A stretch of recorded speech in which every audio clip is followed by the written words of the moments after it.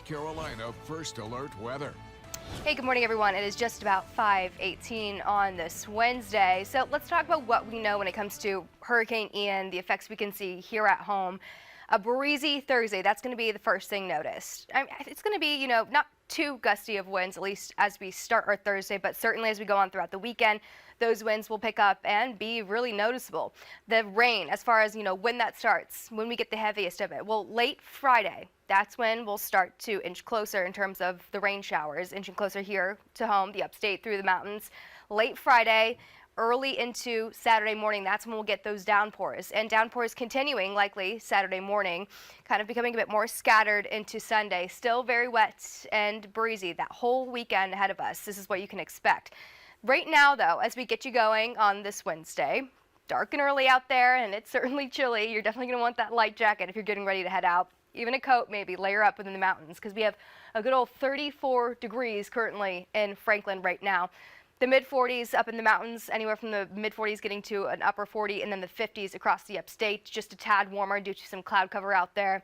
Hard to use the word warm, though. You're still going to want a light jacket, a sweater across the upstate.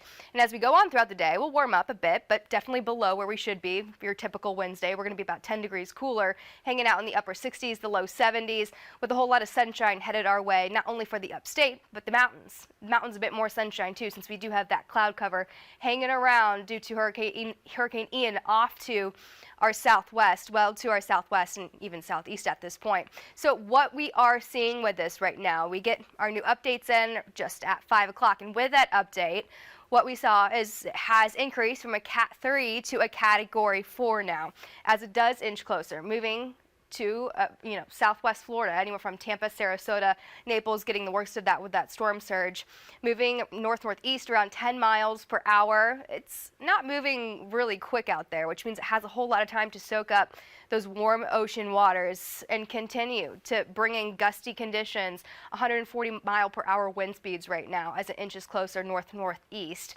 Zooming in on that track, what we can expect, so around this afternoon, around anywhere from 2 to about 8, I think we could see it make landfall, a little bit of an earlier landfall than what we have originally anticipated. So I think late afternoon, early this evening, maybe a few hours earlier than what we at first thought, but diminishing quite a bit and weakening, going from a Cat 4 to a 1 as it crosses the state. Obviously on land, once it does cross, it weakens quite a bit since it doesn't have that nice warm ocean water to help it warm and continue to keep going.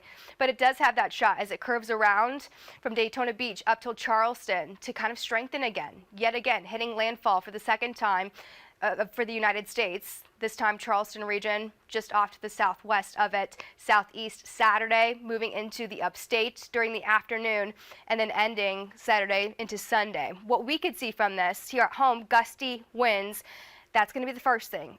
Noticeable, I would say, at least tomorrow afternoon. Around noon, 1, 2 o'clock, with winds ramping up for sure, strengthening into Saturday morning, gusting around 25, 30 miles per hour likely. So gusty winds first. We have high pressure that's kind of keeping it at bay, keeping it southward, at least the rain showers, but still inching closer Friday, late Friday, I think, noticing that arrival time. Likely when some are sleeping still, 10, 11 o'clock as it inches closer from Charleston, moving northeast into Greenville and Asheville. Downpours early Saturday morning with rain chances continuing all throughout Saturday, and then scattered showers on Sunday. How much rain? Well, Gaffney from Union, Spartanburg, Greenville, Anderson, Lawrence, 3 to 4 inches there, 2 to 3 within Pickens, Waynesville, and then 1 to 2 within the mountains. Today's going to be basically that last day where we don't have any sort of conditions from Ian that we're dealing with. 71 degrees for that high. First alert weather days Friday and Saturday due to breezy, wet, rainy days ahead. Inches of rain, likely most around 3. That would be the total, getting around 3 inches. Same for the mountains. A look outside with our